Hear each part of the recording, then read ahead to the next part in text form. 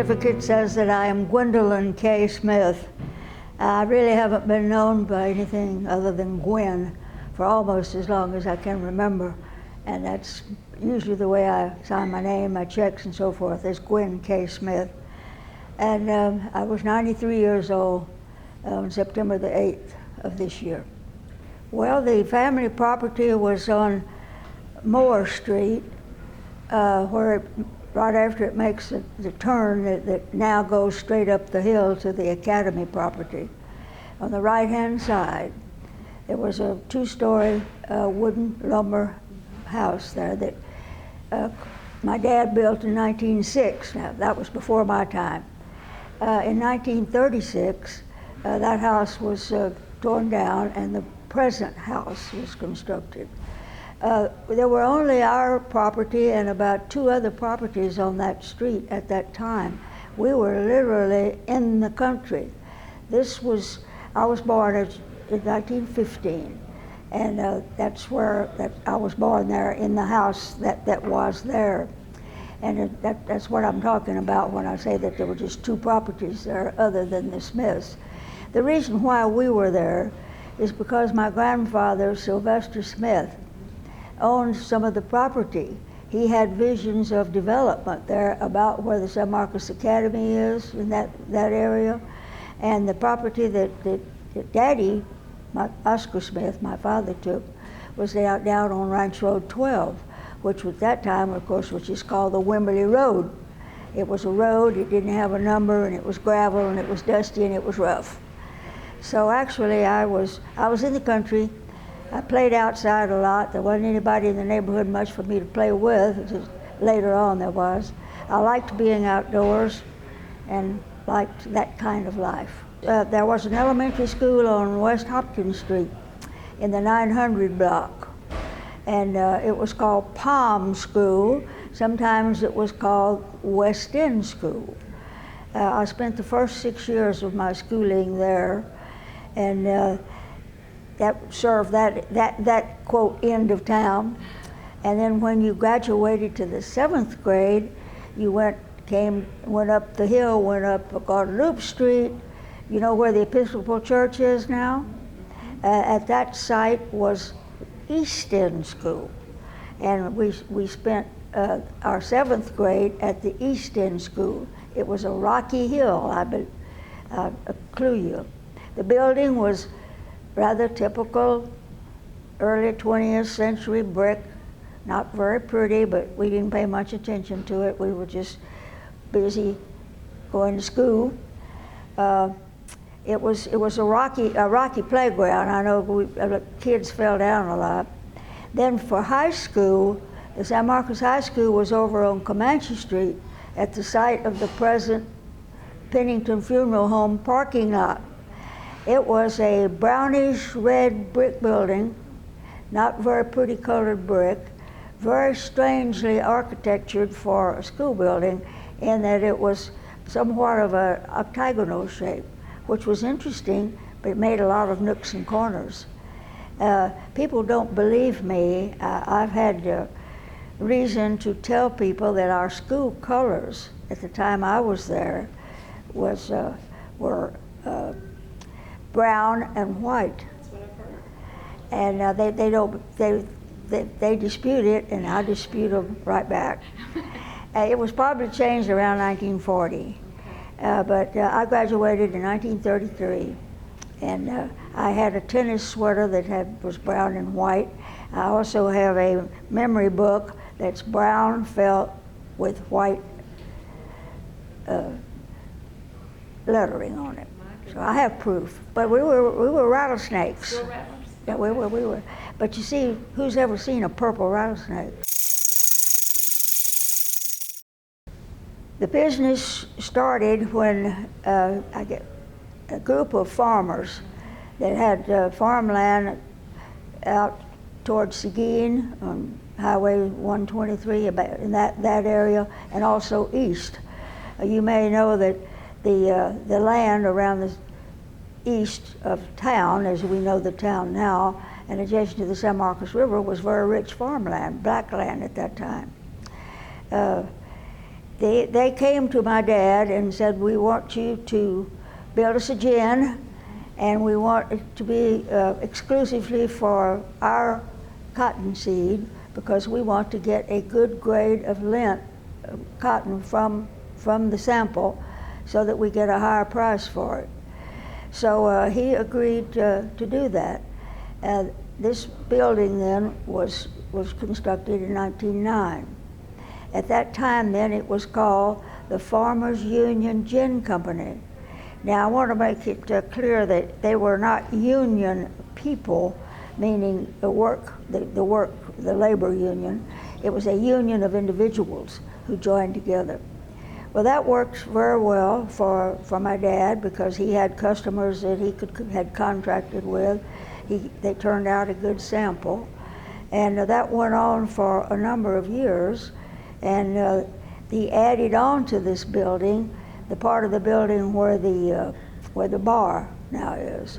And the reason for adding it on was because other farmers wanted to bring their cotton here, but they wanted to, the Farmers Union section wanted to remain exclusively that section. So he built this other smaller gin to take care of other customers. And turned out a similar product. I find it interesting that the gin was powered early on, of course, by steam, furnished by coal. If those who are familiar with the location of the gin know that the railroad track is quite close. And that was one reason why the gin was built here, because the railroad would bring in coal cars. They would be unloaded adjacent to into the gin and didn't have to be hauled again. Were loaded directly into the building and shoveled from the concrete floor right into the boiler. Then as the time passed, and in the 1930s, he decided to do it with diesel fuel. So coal was no longer the prominent fuel, and we went into diesel. And then later on, probably in the 50s, 30 years, 20 years later, we went to electricity, and all you had to do was punch a button. So the gin has experienced 3 different kinds of power. I do want to say that along about 1950, or possibly even before, it could have been during WW2, Daddy bought out the original owners of the gin, the Farmer's Gin, because he had these 4 children, 3 sons, and he wanted a business of his own. So when he bought out their stock, and it became the O.C. Smith Gin Company Incorporated, and he issued stock to his 4 children, myself included, who was the only girl of the family, but even so I was on a par with my 3 brothers. So from then on it was known as the O.C. Smith Gin Company. And then finally, due to nylon and its impact on the cotton industry, and also the fact that many of the farmers went into feed crops that were more income producing than the cotton, and not subject to cotton boll weevils and so forth. So we ceased ginning in 1966. So the period of time was from 1909 to 1966. He liked sturdy construction, and he reinforced the building wherever he could see it to make it as stable as possible. He put in what we kind of jokingly call the rose window. It was simply an added amenity, so to speak, but being of somewhat German descent, we feel like that maybe his father, my grandfather Sylvester, might have had something to do with that. But anyway, it's there, and it's a little bit unique to find a window like that in such a heavy construction type building. I used to come down and climb into the cotton wagon, and you know, the cotton is suctioned up from the wagon by means of air hydraulics. And I knew some of the farmers, and some of the farmers would bring their children in, And the tenant farmers would come, sometimes bring their children. I'd climb up in the wagon and work the tube that had the air coming up in it, just because it was fun. Lost a few straw hats in the process. But I never did actually do any work. I was too young to do any work at the time when it was in this business. I liked to hang around the office and watch my brothers open that big safe, because the door was yay thick, and it was interesting to see that. Now your uncles were also involved with Yes, gins? my Uncle Arthur built a gin on the San Marcos River in Martindale, which it still stands. And I understand that the building has undergone some reconstruction and restoration. And for a number of years, there's been said that it will be reopened, not as a gin, but as perhaps a restaurant or an entertainment block, but we don't know for sure. And then Uncle Fred also built a gin on the San Marcos River, just at Cottonseed Falls, that you've heard about for the safari. And it still stands.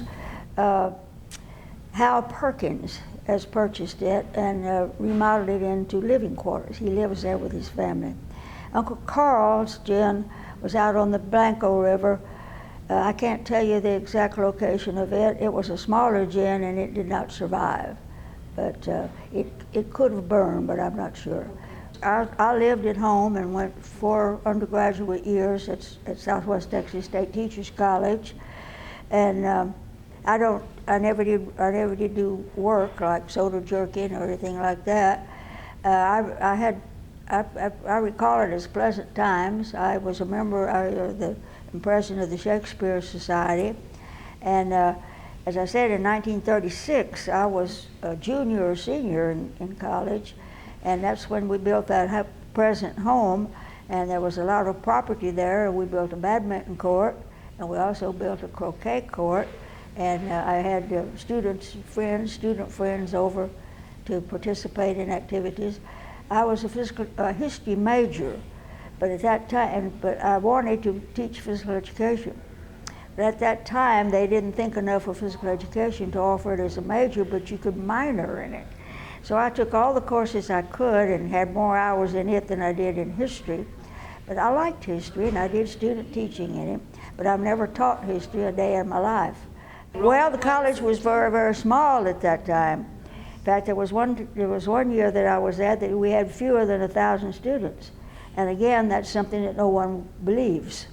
But recently, I did hear someone had done some research, and they affirmed not just my personal memory, but that there were fewer than 1,000 students there, which seems unbelievable now that there's almost 30,000. The stadium was on the old Austin Highway, about where the parking lot is for the present Bobcat Stadium.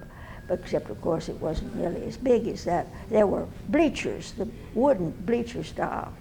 Evans Field is... That was Evans Field. Right. Mm-hmm. Evans Field.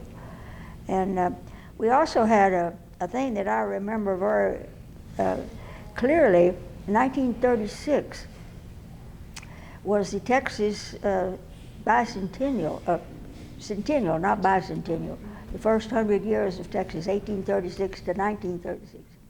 And of course, most towns and schools in Texas had big celebrations, and we were no exception. And I happened to be student teaching at the time, so I was really involved because all the teachers, no matter what they taught, math, science, history, whatever, had their students taking part. I taught folk dancing, square dancing, and we put on a show for them at Evans Field. Of course, we had a kind of what they call a tableau in those days. We had to do some reenactment. We didn't know it was reenactment. We just knew that we needed to have some horses and some cowboys and something that looked like Texas looked in 1836. By the way, H.C. Kyle's father was named Henry Kyle. Mr. Henry was a local attorney, and quite famous because he was a good attorney and because he had some very definite opinions about life in San Marcos. Yes, he did. And he was a young man in 1936. and an attorney and educated and so forth. And I distinctly remember that he was chosen to be one of the messengers, one of the participants in the reenactment of the Texas Revolution. Then he came galloping onto Evans Field on a horse. Well, that just brought down the crowd, of course, because they recognized him, and he was such a good sport to do it when he was so completely out of his usual character. But it was a lot of work, as I recall, and I knew that I had to do good because I was a student teacher, and I wanted to make an A. I think I did, but I'm not sure. And I distinctly remember my graduation in the summer of 1939 was held at Riverside, which was called, Rio Vista was called Riverside. Okay. And Riverside and Rio Vista are not the same thing, as you probably know. But Riverside was what Sewell Park is now called Sewell Park. And there was an island there.